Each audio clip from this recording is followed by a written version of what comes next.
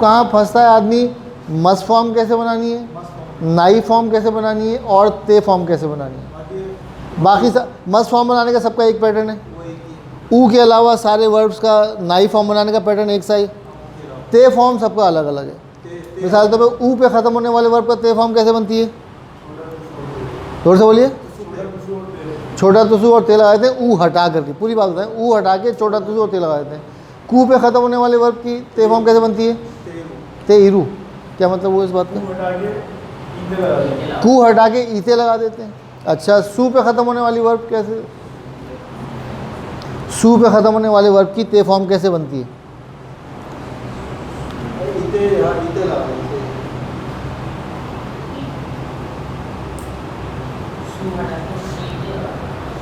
सू हटा के शीते लगा देते हैं, ठीक है।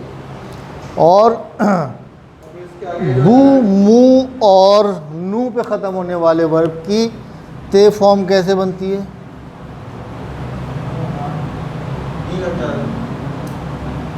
और हैं नू, मू और बू पे ख़त्म होने वाले वर्ब की ते फॉर्म कैसे बनती है, ये हटा के और दे लग जाता है। मिसाल के तौर पे शिनू का मतलब है मरना, मर जाओ क्या कहेंगे, शिंदे, मरो, शिंदे, ठीक है। शिंदे का मतलब है मरो, दफ़ा हो, मरो। योमू का मतलब पढ़ना, पढ़ो क्या हो जाएगा, योन दे। साकेबू, साकेबू का मतलब होता है चिल्लाना, चीखना, इसकी ते फॉर्म कैसे बनेगी, साकेंदे, ठीक है। तो सबका तरीक़ा तीनों का एक ही है। ते पे ख़त्म होने वाले ते फॉर्म बनाने का क्या तरीक़ा है, देखें। ऊ पे ख़त्म होने वाले वर्ब का तरीक़ा क्या है, ऊ हटा के छोटा तुसु ते लगा देते हैं, ठीक है। कू पे ख़त्म होने वाले वर्ब का क्या फार्मूला है, कू हटा के ईते लगा देते हैं। सू पे ख़त्म होने वाले वर्ब का क्या तरीक़ा है, सू हटा के शीते लगा देते हैं। तो क्या हो जाएगा, हना शीते, खीते। खीकू का मतलब सुनना या पूछना, खीते पूछो या सुनो। काऊ ख़रीदना, कत्ते ख़रीदो, ठीक है। अच्छा, अब क्या रह गया, तुसु। हाँ, तुसु पे ख़त्म होने वाले वर्ब का तरीक़ा क्या है, तुसु हटा के, इसका भी वही फार्मूला है जो ऊ का है, छोटा तुसु और ते। मत्सु इंतज़ार करना, इंतज़ार करो, मत्ते, ठीक है। अच्छा, उसका क्या रहेगा, ओयोगू। गू पे ख़त्म होने वाले वर्ब का क्या है, गू पे ख़त्म होने वाले वर्ब का तरीक़ा क्या है ते फॉर्म बनाने का, गू हटा के ई दे लगा देते हैं। देखो, कू पे ख़त्म होने वाले वर्ब का क्या तरीक़ा है, कू हटा के ई ते लगा देते हैं। तो यहाँ पे कू के ऊपर दो नुक्ते हैं, तो यहाँ पे भी ते के ऊपर दो नुक्ते हो गए, ई दे, ठीक है। तो ये ते फॉर्म अगर आपको बनानी आ गई सारे वर्ब्स की, तो बाकी सारे फॉर्मूले हैं। मैंने इतना आसान बना दिया है, गू हटा के ईदे लगा दिया, ठीक है। तुसु पे ख़त्म होने वाले वर्ब क्या करते हैं, तुसु हटा के छोटा तुसु, तुसु को छोटा करके ते कर देते हैं, ठीक है ना।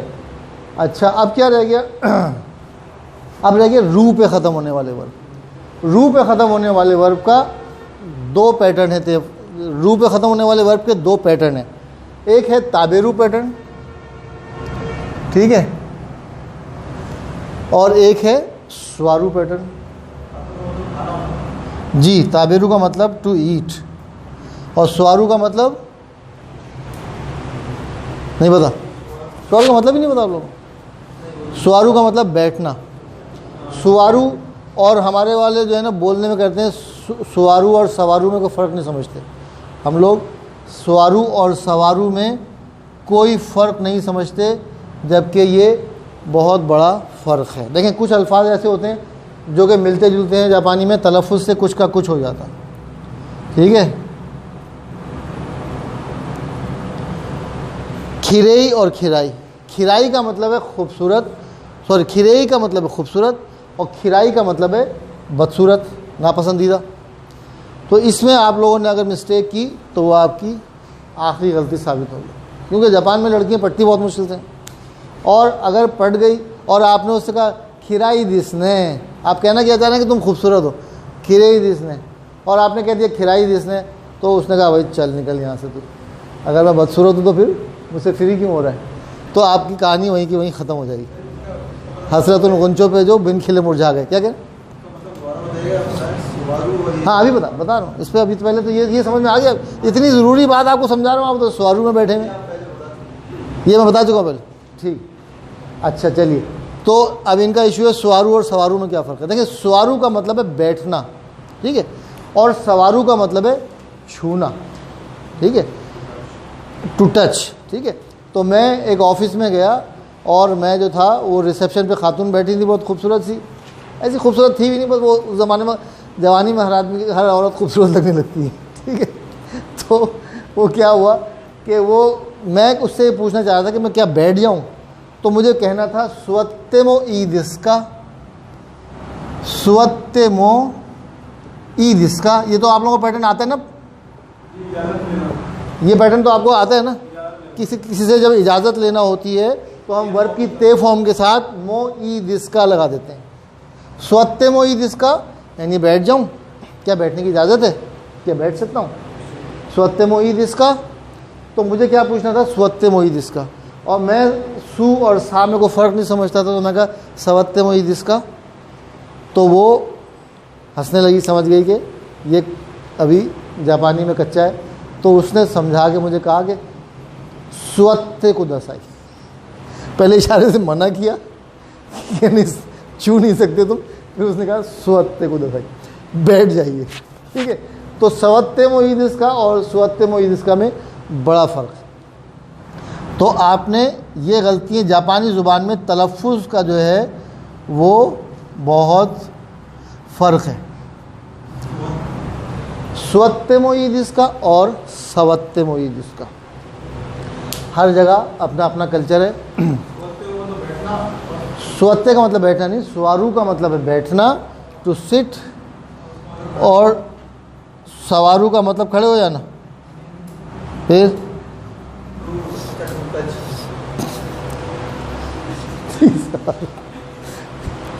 अच्छा, हर जगह का अपना अपना कल्चर है। मैं एक जापानी 91-92 की बात है, उस ज़माने में तो और थोड़ा सा माहौल मज़हबी था।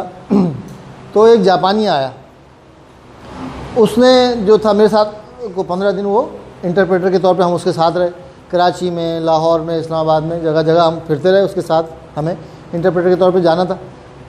तो उसने मुझसे पूछा पहले दिन कि यहाँ का कल्चर क्या है। मैंने कहा कल्चर ये है कि यहाँ पे मर्द और औरत जो है वो, इस्लामिक कंट्री है तो मर्द और औरत अलग अलग रहते हैं, और औरत जो है वो मर्द से फ्री नहीं होना चाहती। टच करने पर मुझे याद आया कि औरत जो है वो टच करना मर्द को पसंद नहीं करती। उसने कहा ओके। उस ज़माने में मोबाइल नहीं होता, तो कैमरा होता था, वो अपने साथ एक कैमरा लिए फिरता था। अब उसको बड़े बड़े ऑफिस में जितने भी ऑफिस थे, गाड़ियों के शोरूम के ऑफिस से वो जाता था। अब वो ऑफिस में शोरूम पे जाता था, शोरूम पे आमतौर पे रिसेप्शन पे लड़की बैठती है, तो वो लड़की से कहता था हाथ मिला लूँ, तो वो उसकी तरफ लड़की हाथ बढ़ा रहा, और लड़की जल्दी से हाथ पकड़ ले उसका। और मुझे हाथ मिलाए और मेरी तरफ मुस्कुरा के देखे और फिर क्या फ़ोटो लो। वो कैमरा मुझे पकड़ा और मैं फ़ोटो लूँ उसका। वो पूरे 15 दिन तक मेरे साथ ये जो है वो बिल जबर करता रहा। मतलब उसने ये बताना मुझे चाहा कि तू कह रहा था कि कल्चर यहाँ का बड़ा इस्लामिक है और यहाँ पे लड़कियाँ जो है लड़कों से दूर भागती हैं, ये देख। यानी पूरे 15 दिन में कोई ऐसी लड़की नहीं थी जिसको उसने हाथ बढ़ाया हो और लड़की ने पीछे कर लिया। तो 12 तो सवारों पर मुझे याद आ गया जी, ठीक है। तो फिर मुझे समझ में आया कि ये कल्चर जो हमारा है कि मर्दों से हाथ नहीं मिलाना, ये सिर्फ पाकिस्तानी मर्दों के लिए। क्यों मसला है कि ये हाथ तो मिलाने फिर ये छोड़ते नहीं हैं, है ना। प्रॉब्लम ये है कि अगर इनसे हाथ मिला लो तो फिर ये छोड़ते नहीं हैं, ये प्रॉब्लम, ठीक है जी। तो ये खिरई और खिराई। अच्छा, अब बात हम कर रहे थे स्वारू पैटर्न और ताबेरू पैटर्न, बात कहीं से कहीं निकल गई। ताबेरू पैटर्न में क्या होता है, ताबेरू पैटर्न की ते फॉर्म कैसे बनती है, सिंपली रू हटा के ते लगा देते हैं। ताबेरू, खाता हूँ, खाऊंगा, खाओ क्या हो जाएगा, ताबेते, ठीक है। अच्छा, ताबेरू की मस फॉर्म कैसे बनती है, इसमें भी ये सिंपली ये होता है कि ताबे मस, रू हटा के मस लगा देते हैं। बाकी सबका फॉर्मूला क्या है मस फॉर्म बनाने का, कि जिस पे ख़त्म हो रहा है उसकी सेकंड कॉलम का अल्फ़ाबेट से चेंज करके मस लगा देते हैं। मिसाल के तौर पर सुवारू, सुवारू से क्या हो जाएगा, सुवारी मस, ठीक है।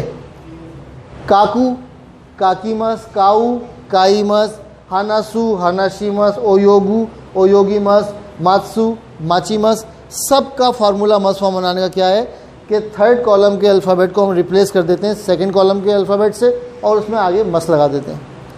काऊ की सेकंड कॉलम का अल्फ़ाबेट क्या है, ई है, तो काऊ से काई मस हो गया। कीकू, कू पे ख़त्म हो रहा है तो उसका सेकंड कॉलम का अल्फ़ाबेट क्या है, की मस, सुनता हूँ या सुनूंगा। शीनू क्या हो जाएगा, शीनी मस। योमू, योमी मस। योबू, साकेबू, साकेबी मस। सब का फार्मूला एक जैसा है, हानासु, हानाशी मस। सिर्फ ताबेरू का मस फॉर्म कैसे बनती है, रू हटा के मस लगा देते हैं। बाकी स्वारू पैटर्न की भी मस फॉर्म उसी तरीके से बनती है कि रू हटा के री मस कर दिया, ठीक है। अच्छा, अब स्वारू पैटर्न की ते फॉर्म कैसे बनती है, ताबेरू की तो रू हटा के ते लगा दिया। स्वारू की ते फॉर्म कैसे बनती है, रू हटा के छोटा तुसु और ते, स्वते। मुझे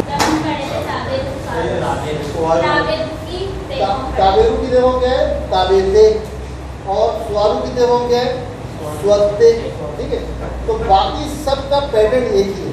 जब आपको ते फॉर्म बनानी आ जाएगी, सारे वर्ड्स की मस फॉर्म और ते फॉर्म बनानी आ गई तो आपको पूरी ग्रामर जो है आ जाएगी। क्यों कि बाकी हमने लाइनें बना रखी, ठीक है। और हर वर्ड की जो है सिवाय इकू, कुरु और सुरु, ये तीन वर्ड ऐसे हैं जिनका पैटर्न डिफरेंट है, बाकी सब का पैटर्न एक ही। और वो क्या है, उसका मैंने इतना सिंपल कर दिया है कि आपने कोई भी मैथमेटिक्स की तरह उसको जो है करना है। मिसाल के तौर पे लाइन नंबर 1 आपको अगर बनानी आ रही, लाइन नंबर 1 क्या है, वर्ब की रेगुलर फॉर्म और बस फॉर्म, ठीक है। मिसाल के तौर पे टीकू का मतलब है सुनता हूँ या सुनूंगा, सुनता हूँ या सुनूंगा। बस फॉर्म क्या रहेगी, फार्मूला क्या है कि कू से की कर देंगे और बस लगा देंगे, की मस हो जाएगी, राइट। अच्छा, नहीं सुनता, नहीं सुनूंगा, सुनता हूँ या सुनूंगा। अच्छा, अब नेगेटिव बनाने के लिए फार्मूला क्या है, सिवाय टू पे ख़त्म होने वाले वर्ड्स के सबका एक ही तरीका है कि जिस अल्फ़ाबेट पे ख़त्म हो रहा है उस अल्फ़ाबेट का हिरागाना के चार्ट का फर्स्ट अल्फ़ाबेट से रिप्लेस कर देंगे। तो कू से क्या हो जाएगा, का हो जाएगा, ठीक है। और आगे नाई लगा, नहीं सुनता और नहीं सुनूंगा। इसकी मस फॉर्म क्या हो जाएगी, अब इसकी मस फॉर्म बनेगी इससे, की मस से की मास है। अब सबका पैटर्न एक ही होगा,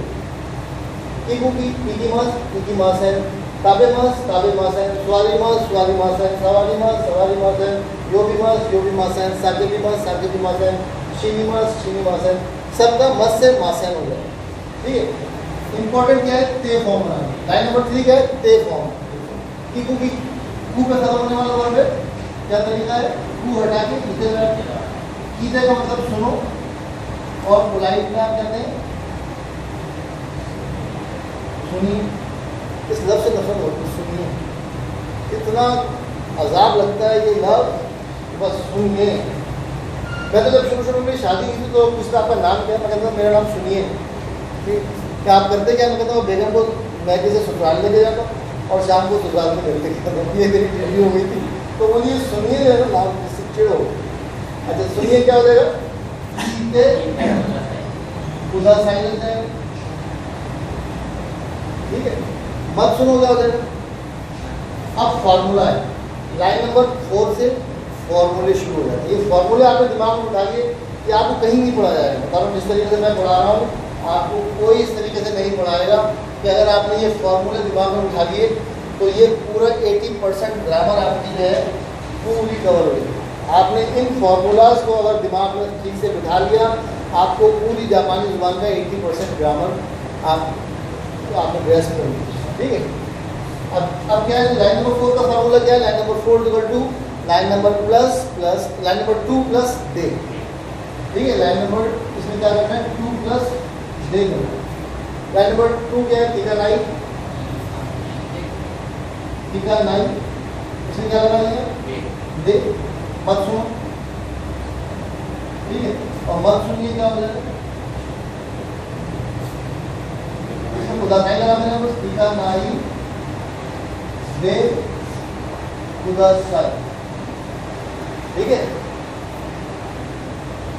उसके बाद क्या है, लाइन नंबर 5 क्या है, सुन रहा हूँ या सुन रहा है, जो भी सब्जेक्ट लग जाएगा उसका हूँ की जगह है या हो जाएगा, क्या हो जाएगा। अभी लाइन नंबर 5 का फॉर्मूला क्या है, थोड़ा सा जोर से बोलिए। लाइन नंबर 3 प्लस इरू, और मस में क्या हो जाएगा, लाइन नंबर 3 प्लस इमस, तो यहाँ क्या हो जाएगा, खी इते इमा इरू, और यहाँ हो जाएगा खी इते इमस। तमाम वर्ब जो हैं, जितने भी वर्ब हैं, इस सारों का पैटर्न इस फॉर्मूले पे, ये फॉर्मूला आपने दिमाग में बिठा लिया, कोई भी वर्ब हो आपको कोई टेंशन नहीं होगी। आपने सिर्फ ये चेक करना है कि वर्ब का लास्ट अल्फाबेट क्या है। जब लास्ट अल्फाबेट पता चल गया तो आपको पता चल गया कि इसकी ते फॉर्म कैसे बनाएगा। तो आपने ते फॉर्म बनानी आ गई, बस मसला नहीं, ठीक है। नहीं सुन रहा क्या हो जाएगा, लाइन नंबर 6 का फॉर्मूला क्या है, लाइन नंबर 3 प्लस इनाई, ठीक है। लाइन नंबर 3 प्लस इनाई, नहीं सुन रहा हूँ, की ते इनाई, नहीं सुन रहा हूँ, की ते मा है। चलिए आपके तरफ से एक मैसेज वीडियो बन रही है, तो आप लोगों तक कोई पहुँचा दूँ। देखिए हमारे यहाँ अभी तक जो है ना, बताई नहीं, आवाज़ आई नहीं होगी।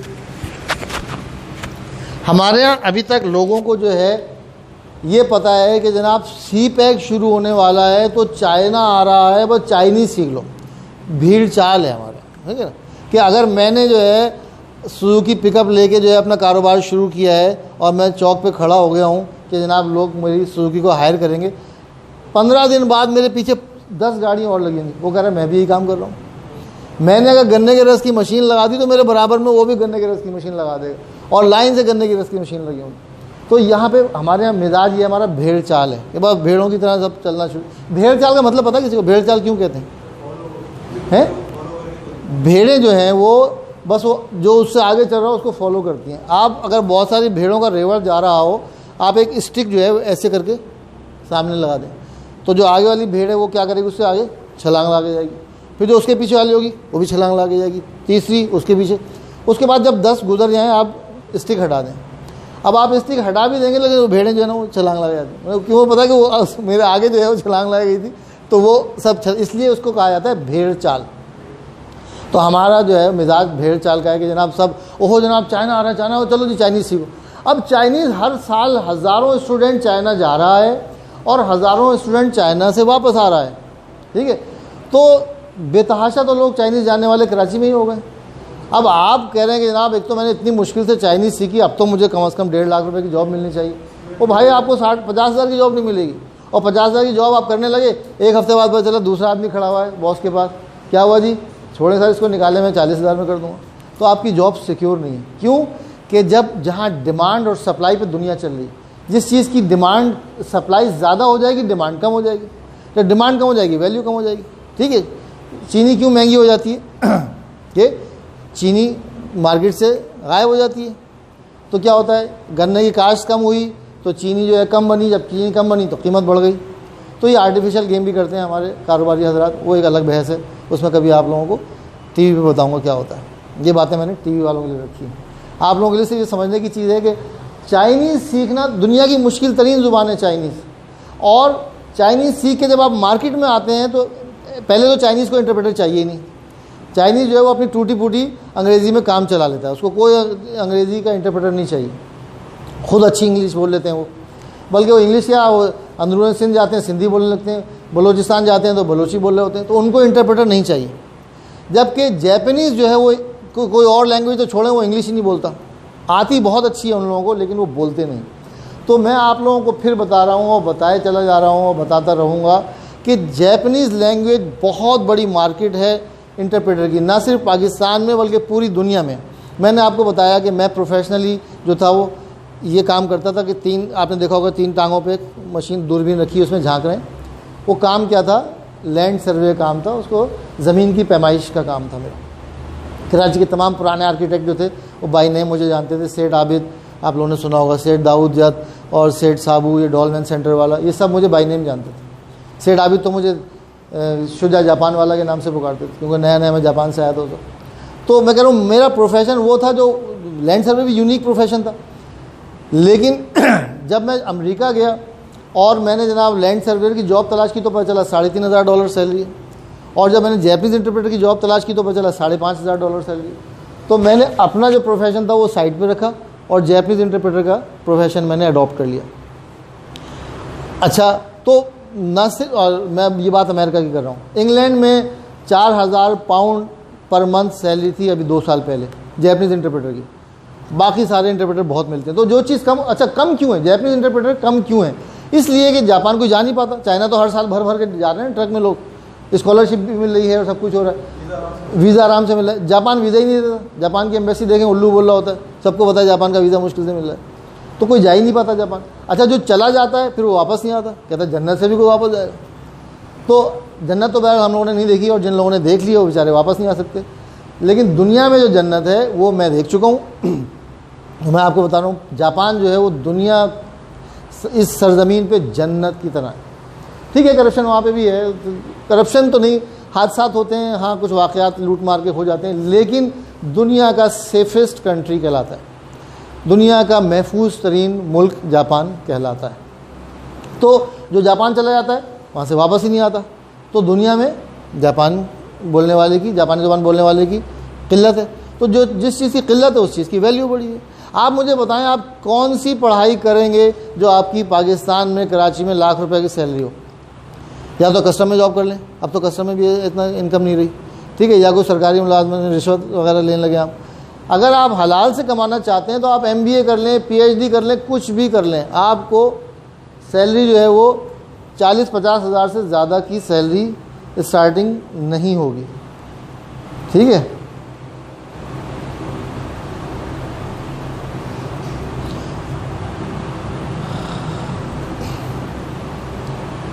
अच्छा जी। लेकिन जापानी ज़ुबान का इंटरप्रेटर न सिर्फ पाकिस्तान जैसे मुल्क में जहाँ पे जॉब्स नहीं है, और जॉब्स हैं तो 20-25 हज़ार से ज़्यादा की सैलरी नहीं है, जापानी ज़ुबान का इंटरप्रेटर पाकिस्तान जैसे मुल्क में 1.5 से 2 लाख रुपए से स्टार्ट होती है उसकी सैलरी। तो आप लोग जो हैं, मैं कहता हूँ जो द जापान हाउस का गेट क्रॉस करके अंदर आ जाता है वो खुशनसीब है, जिसको एक ट्रैक मिल जाता है, जिसको एक लाइफ स्टाइल गुजारने का एक एम मिल जाता है, गोल मिल जाता है। लोग बड़े बड़े ज़हीन लोग होते हैं, उनको पता ही नहीं होता करना क्या, गाइडेंस ही नहीं मिल पाती। तो जापान हाउस में अगर आप खुशकिस्मत हैं कि आप आ जाते हैं यहाँ पे, और बदकिस्मत हैं कि यहाँ से चले भी जाते हैं वापस, ठीक है, कुछ लेके जाएं। अब कुछ लेके जाने का मतलब ये नहीं कि चलो कुर्सी उठा के ले जाओ, चलो कोई एस्ट्रे उठा के ले जाओ, लेके जाएं मतलब यहाँ से नॉलेज लेके जाएं। ये वो नॉलेज आपको मिलेगी जो आपको ना सिर्फ पाकिस्तान में पूरी दुनिया में मुमताज़ कर देगी। देखें, आपने मिसाल के बाद MBA किया हुआ है, ठीक है, आप लगते भी मुझे कुछ MBA से लगते हैं, ठीक है, आप कहते हैं ना मैंने MBA किया है, वो खड़े हैं अली, वो कह रहे हैं भाई मेरे अब्बा ने भी MBA किया था, वो कहेंगे ओ भाई मेरी भी बहन MBA, वो कहेगा ओ मेरे भी खालू MBA, इतने MBA होगा आजकल तो पत्थर उठाओ उसके नीचे क्या है MBA निकलता है, ठीक है। आप कहते हैं जनाब मैंने कंप्यूटर साइंस में वो किया है, BE किया है, लो जी 1000 आदमी और खड़ा हुआ, मैंने भी, ओ भाई ओ मैं भी, ओ मैं भी, ओ भाई क्या हो गया, हर आदमी कंप्यूटर किया। लेकिन जब मैं कहता हूँ मैंने जैपनीज़ लैंग्वेज में मास्टर्स किया, मैंने N1 किया हुआ है, भाई मैंने N1 किया हुआ है, कोई है? सन्नाटा है। क्यों? कि यूनिक, जब आप कम होते हैं, जिस चीज़ की जो चीज़ कम होती है उसकी वैल्यू ज़्यादा है। तो मैं अब जो भी डिमांड करता हूँ मुझे मिलती है, ठीक है। अब मैं अगर आपको बता दूँ कि मैं रोज़ के $200 चार्ज करता हूँ, आप मेरे पीछे लग जाएंगे, मेरे कोई मोबाइल छीन रहा होगा, मेरे कोई गाड़ी छीन रहा होगा, जस्ट किडिंग। तो मैं आपको बता रहा हूँ कि पाकिस्तान जैसे मुल्क में मैं एक दिन के $150 से $200 चार्ज करता हूँ इंटरप्रेटर की जॉब के, ठीक है। और अगर मैं कहीं मंथली जॉब करूँ तो मैं 2.5 लाख से 3 लाख रुपए से कम पे जॉब नहीं करूँगा। ये और बात है कि मैं 2.5 लाख रुपए खर्च कहाँ करूँगा, इसलिए मैं जॉब ही नहीं करता हूँ, मैं आप लोगों पे अपना टाइम खर्च कर रहा हूँ। तो इसको, इससे फ़ायदा उठा लीजिए। ये वो हुनर है जो आपको ज़िंदगी में कोई नहीं बताता यार। जो जापानीज़ सीख जाता वो नहीं बताता। ये देखिए, इनको जापानीज़ आ गई, ये अपना मास्क लगाए बैठी रहती, बताती नहीं किसी को, कसम से नहीं बता रही किसी को। अब इनको ये नहीं बता रही कि ये यहाँ से छोड़ के जाएंगी तो इनको यहाँ से अच्छी जॉब मिल रही है। आपके सामने आई थी ये, आप लोग नहीं, आपके सामने आई थी, ठीक है। ये एज ए रिसेप्शनिस्ट आई थी और फिर यहाँ पे मेहनत करके टीचर लग गई, और अब यहाँ से भी अगले महीने इनको दूसरी जगह मैं कंपनी में जॉब दिलवा रहा हूँ। तो कहने का मकसद ये है कि अगर आप टैलेंटेड हैं तो टैलेंटेड आदमी जो होता है वो गंदे अंडे की तरह होता है। अगर क्या करते हैं, आपने अंडे तो उबाले होंगे आप लोगों ने, पानी में आप अंडे डालते हैं, जो गंदा अंडा होता है गुब करके ऊपर आ जाता है, ठीक है। इसी तरह जापान हाउस में सब आते हैं, जो टैलेंटेड होता है अपने आप को ऊपर कर लेता है, ठीक है। तो आपने यहाँ से कुछ हासिल कर लेना है, यकीन करें आपकी लाइफ स्टाइल चेंज हो जाएगा। यानी मैं आपकी जब उम्र का था तो मैं क्या नाम है, इंटरप्रेटर के तौर पे जब जापानीज़ के साथ जाता था तो IG सिंध से मिल रहा हूँ, वो जनाब मिनिस्टर से मिल रहा हूँ, वो MPA से मिल रहा हूँ, MNA से मिल रहा हूँ, क्योंकि जापानीज़ जब आते हैं तो छोटे मोटे आदमी से मिलते ही नहीं हो। यहाँ पे जो जापानीज़ का डेलीगेशन आता है वो बड़े बड़े बिजनेसमैन से मिलता है। तो मैं उन लोगों से मिलता था जिन लोगों से एक आम आदमी तसव्वुर नहीं करता था, ठीक है। और मेरी औकात क्या थी, आपकी उम्र में मेरे पास मोटरसाइकिल होती थी, उसमें भी कभी पेट्रोल ख़त्म हो जाता तो उसको लिटा रहे हैं, उसको फिर उठा रहे हैं। लेकिन उस जापानी सीखने ने मैंने एकदम मेरा लाइफ स्टाइल उसने चेंज कर दिया। जहाँ जा रहा हूँ जनाब 5 स्टार होटल में ठहर रहे हैं, जहाज़ों में सफ़र कर रहे हैं, जापानीज़ के साथ बड़े बड़े मिनिस्टर से मिल रहे हैं। तो ये मैं आप लोगों को कोई ख्वाब नहीं दिखा रहा हूँ, ये एक हकीकत है कि अगर आप मेहनत करें तो आप भी वो सब कुछ कर सकते हैं।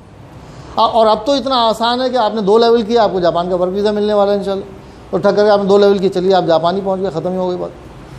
खैर, तो ये फार्मूले दिमाग में बिठा लीजिए। नंबर 7 नहीं सुन रहा हूँ, कीते ही नहीं। अब नंबर 7 कौन सी फॉर्म है वर्ब की? हैं,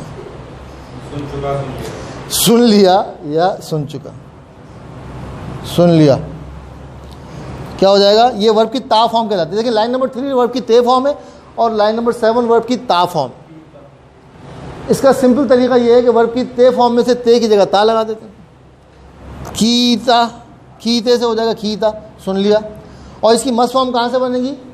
लाइन नंबर 1 की मस फॉर्म से बनेगी। की मस से क्या हो जाएगा? की मश्ता, की मश्ता, राइट। नहीं सुना क्या हो जाएगा? नहीं सुना। इसका फॉर्मूला क्या है? लाइन नंबर 2 में से ई हटा के कत्ता लगा देंगे। ये हर वर्ब पे अप्लाई हुआ है फार्मूला। ये फार्मूले से बता रहा हूँ, ये हर वर्ब पे अप्लाई होगा। क्या फार्मूला है? लाइन नंबर 8 का फार्मूला क्या है कि लाइन नंबर 2 में से की का नाई, नाई ड्रॉप किया, ई ड्रॉप कर दिया, कत्ता लगा दिया, की का ना कत्ता। मैंने नहीं सुना सर, वतशिया की का ना कत्ता, ठीक है। सुन लिया क्या? की तक सुन लिया क्या? की का ना कत्ता नहीं सुना, ठीक है। ये सब इसकी ड्रिल आप करेंगे, प्रैक्टिस कर लेंगे अगर, तो ये पूरी ग्रामर आप हर तरह का जुमला बना सकते हैं। अगर आप ये 14 लाइनें बेसिक कर लेते हैं, दिमाग में बिठा लेते हैं, आप हर वर्ब की हर तरह का जुमला बना सकेंगे, ठीक है। की का ना कत्ता मस फॉर्म क्या हो जाएगी इसकी? इसकी मस फॉर्म कहाँ से बनेगी? लाइन नंबर 2 की मस फॉर्म क्या है? की मासैन। इसमें क्या करेंगे? दिश्ता लगा देंगे। की मासैन देशिता, ठीक है। लाइन नंबर 9 क्या है?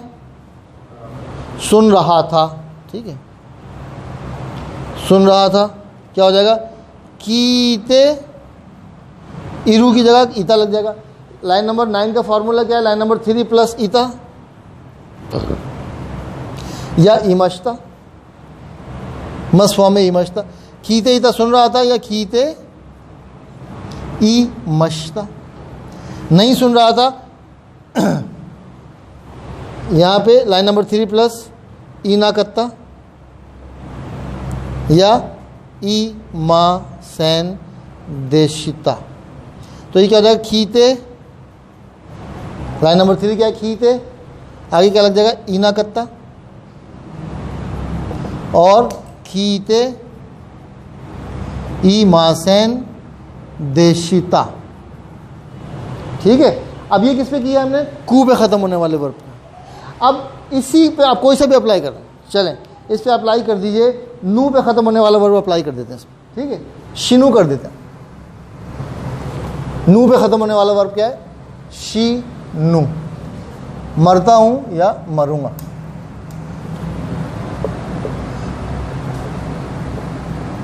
मरता हूँ, ठीक है, कोई किसी पे नहीं मरता आजकल, सब ऐसे ड्रामेबाजी में, ठीक है, मरेंगे सब जगह, ठीक है। शिनू क्या हो जाएगा? मस फॉर्म क्या हो जाएगा? नू से नी हो जाएगा, शिनीमस, ठीक है, सॉरी, शीनू से नी हो जाएगा, शिनीमस, ठीक है। नहीं मरता, नहीं मरूंगा, नहीं मरता या नहीं मरूंगा की जगह नहीं मरेगा भी कर ले, चले, नहीं मरेगा, क्या हो जाएगा? शीनू से नू से ना हो जाएगा, शीना, शीना नाई, शीना नाई, ठीक है। मस फॉर्म क्या हो जाएगी? शीनी मासेन, राइट, मरो, ठीक है। अब हमें ते फॉर्म पता होनी चाहिए। नू पे ख़त्म होने वाले वर्ब की ते फॉर्म कैसे बनती है? नू हटा के दे लगा देते हैं, तो क्या हो जाएगा? शिंदे। और किसी से प्यार से आपने कहना होगा तो आप क्या कहेंगे? मर जाइए, ठीक है, मरो या मर जाइए, शिंदे कुदासाई, ठीक है। मत मरो क्या हो जाएगा? अब देखें, मत मरो फार्मूला क्या है लाइन नंबर 4 का? लाइन नंबर 2 प्लस दे, लाइन नंबर 2 क्या है? शीना नाई, तो क्या हो जाएगा? शीना नाई दे। कोई सा भी वर्ब हो, ये फार्मूले अगर आपने दिमाग में बिठा लिए तो पूरी ग्रामर आपको 80% कवर हो जाएगी। क्या हो जाएगा? शीना नाई दे कुदासाई, ठीक है, मर रहा हूँ या मर रहा है, ठीक है, मर रहा हूँ, मर रहा है, क्या हो जाएगा? थर्ड लाइन प्लस इरू, इरू लिखा हुआ है हमारे पास, थर्ड लाइन क्या है? शिंदे, ये हमने शिंदे लिख लिया, यहाँ पे भी यही हो जाएगा, शिंदे इमस, सॉरी, शिंदे इमस, राइट। नहीं मर रहा हूँ क्या हो जाएगा जी? फार्मूला क्या है लाइन नंबर 6 का? लाइन नंबर 3 प्लस इरू, और sorry line number 3 plus Inai, तो क्या हो जाएगा? यहाँ हो जाएगा शिंदे इनाई, यहाँ क्या हो जाएगा? शिंदे इमासन। देख रहे हैं, सबका फार्मूला एक ही है। कोई सा भी वर्ब हो, अगर आपको ये फार्मूले समझ में आ गए, आप समझ में तो आ गए, यहाँ पे कोई समझने में वाली तो बात है नहीं, आपने इसको रटना है। इन फार्मूलों को रट लीजिए कि लाइन नंबर कौन सी बनती है, उस लाइन नंबर का फार्मूला क्या है। मर गया क्या हो जाएगा? मर गया, शिंदा, ठीक है। किस तरह बनता है? लाइन नंबर 7 का फार्मूला क्या है? लाइन नंबर 3 में से दे हटा के दा लगा देंगे, शिंदा। यहाँ क्या हो जाएगा? शीनी मस से शीनी मस्ता हो जाएगा, ठीक है। नहीं मरा, नहीं मरा क्या हो जाएगा? लाइन नंबर 8 का क्या फार्मूला है? लाइन नंबर 2 में से ई हटा के नकत्ता लगा देंगे, तो शीना, शीना नाई में से ई हटाया, शीना ना कत्ता, शीना नकत्ता, नहीं मरा। और यहाँ क्या हो जाएगा? नहीं मरूंगा क्या है? शीनी मासैन, तो ये हो जाएगा शीनी मासैन के आगे दिश्ता लग जाएगा, शीनी मासैन दिश्ता। मर रहा था, फार्मूला क्या है लाइन नंबर 9 का? लाइन नंबर 3 प्लस इता, तो लाइन नंबर 3 क्या है? शिंदे, ये आपने शिंदे कर दिया और आगे ईता लग गया। यहाँ पे भी क्या हो जाएगा? शिंदे कर देना है आपने, सॉरी, शिंदे ही मस्ता। नहीं मर रहा था क्या हो जाएगा? मर रहा था, और नहीं मर रहा था क्या हो जाएगा? शिंदे लाइन नंबर 3 प्लस इना कत्ता, तो क्या हो जाएगा? लाइन नंबर 3 क्या है? शिंदे इनाकत्ता, शिंदे इमासैन दिश्ता। देख रहे हैं आप, सबके एक जैसे फार्मूला है। एक पैटर्न आपने दिमाग में अगर सही से बिठा लिया तो सारे वर्ब्स का एक ही तरीका है। और यहाँ पे हम फंसते हैं वर्ब्स में। ज़्यादातर स्टूडेंट कंफ्यूज होते हैं, सर वर्ब की फॉर्म बनाने नहीं आ रही। ये टेंसेस कहलाते हैं, जिसको हम इंग्लिश में present tense, future tense, past tense कहते हैं। ये सब जो है वो उसमें है। कोई आपको फ़ोटो खींचने की जरूरत नहीं, वीडियो बना रहा हूँ, वीडियो डाल दूँगा, देख लीजिएगा उसमें। या आपने मेरी फ़ोटो खींचे तो पहले बता के खींचे, पोज तो सही दे दूँगा, ठीक है। तो ये सारा जो है पैटर्न है, ये वर्ब की, इसको दिमाग में बिठा लीजिए। इसको जितना पक्का कर लेंगे, ये बेस है आपकी। मैंने अलग अलग हर वर्ब के ये वीडियो बना के भी डाली हुई हैं, और सारे वर्ब्स का फॉर्मूला एक ही है। इस फॉर्मूले को आपने दिमाग में बिठा लिया तो आपके 80% मसाइल हल हो गए। फिर आपने क्या करना है, बस वोकेबलरी याद करनी है। वोकेबलरी फिर बता दूं कि लैंग्वेज में 80% वोकेबलरी है और 20% ग्रामर है, ठीक है। मिसाल के तौर पे हम ज़्यादातर पाकिस्तानी जो है जापान में गाड़ियों का काम करते हैं। अच्छा, अब वो गाड़ियों का काम करते हैं, वो जब आते हैं आपस में कहते हैं, यार मैंने उससे शाचो से बात की थी। शाचो कहते हैं बॉस को, या मैंने, अच्छा शाचो नहीं कहते, साचो कहते हैं हमारे वाले, शीन को सीन कर देते हैं। यार मैंने साचो से बात की थी पहले, तो वो गाड़ी देने पे तैयार ही नहीं हो रहा था। फिर मैंने कहा यार उससे कम कर ले यार, नहीं इतने में मैं नहीं ख़रीदूँगा, इससे तू कम कर ले। फिर उसने कहा अच्छा चल मैं तुझे जो है वो 12 मान की दे दूँगा। फिर मैंने कहा नहीं और कम कर। तो अब हम सुनने में वाले क्या कहें, यार ये तो कैसी बातचीत कर रहा है जापानी से कि यार ये तो कह रहा है मैंने यूँ कम कराया, उससे यूँ कम कराया। और वहाँ पे करता क्या है वो, कोरेवा इकुरा दिसका, ये गाड़ी कितने की है, ठीक है। कोरेवा भी उसको नहीं आता, इकुरा, इकुरा मतलब कितने की। मिसाल तो उसने कहा जूमान, जूमान, जूमान थकाई, थकाई, ठीक है। ओके ओके यासुकु शुरू हो, इकुरा दिखाओ नो। अब वो कह रहा है कितने का खरीदोगे, तो इनका मिसाल तो इशारे से कह दिया कि नाना मायन खाई मस। अब ये नाना मायन खाई मस मैं कह रहा हूँ, असल में ये क्या करते हैं, बस यूँ करके नाना का इशारा कर देते हैं कि 7 मान दिखाते हैं। सर हो रहा नहीं, हो रहा नहीं, हो रहा नहीं, इतना सस्ता नहीं भेजूँगा। ओके अच्छा, ओके ओके ओके हाची, अब वो उसकी समझ, ओके हाची मान देख, ओके हाची मान देख, जाओ जाओ रिमोस हो, जो खत्ते खत्ते ही हो। तो अब ये इन्होंने जहाँ वो 8 मान उसको दिए और लेके आ गए, और हम पे क्या भरम मार रहे हैं, अरे मैंने उससे ऐसी बात की ऐसी बात। तो कहने का मकसद क्या है, आपको ये तो पता होना चाहिए ना कि बेचने को क्या कहते हैं, ख़रीदने को क्या कहते हैं, आर्ट को क्या कहते हैं, ठीक है ना। तो क्या होता है, बिल्कुल जैसे पठान, जैसे मैं कहता हूँ कि पठान आता है, वो कहता है कि कौन पानी मांगता, बस पानी चाहिए उसको ना। तो उसके पास अल्फाज हैं ना कि इसको पानी कहते हैं, मांगने को क्या कहते हैं। अगर आपको पास वही अल्फाज नहीं है तो आप कितनी भी ग्रामर बोलते रहें, आपको अल्फाज ही नहीं तो ग्रामर कहाँ से बनाएं। तो मेन काम जो है वो आपका वोकेबलरी याद करना। अभी इसी ने गम्बर इन ऑन ग्रुप में डाला है वोकेबलरी, उसको देख लीजिए। उस वोकेबलरी में से रोज़ के 15-20 वर्ड याद करते रहिए। देखिए मैं आपको अपना एक्सपीरियंस बार बार इसलिए बताता हूँ कि मैंने इस तरह किया था तो आप भी इस तरह कर लें, बहुत शॉर्ट हो जाएगा। मैं जब जापान गया था, मजदूरी करने गया था मुझे शौक़ हुआ जापानी, मुझे लैंग्वेज सीखने का शौक़ था। तो मैं एक छोटे से कागज़ पे 10 अल्फाज लिख लेता था, जापानी लिखा, उसका मीनिंग लिखा, वो पर्चा जो है जेब में डाल लिया। अब जब फैक्ट्री में मजदूरी कर रहे हैं, दीवार पे चिपका दिया। अब वहीं खड़े हुए जो है वो पार्ट्स हम अपना वो कर रहे हैं, असम्बल कर रहे हैं, और उसको देखे जा रहे हैं बार बार।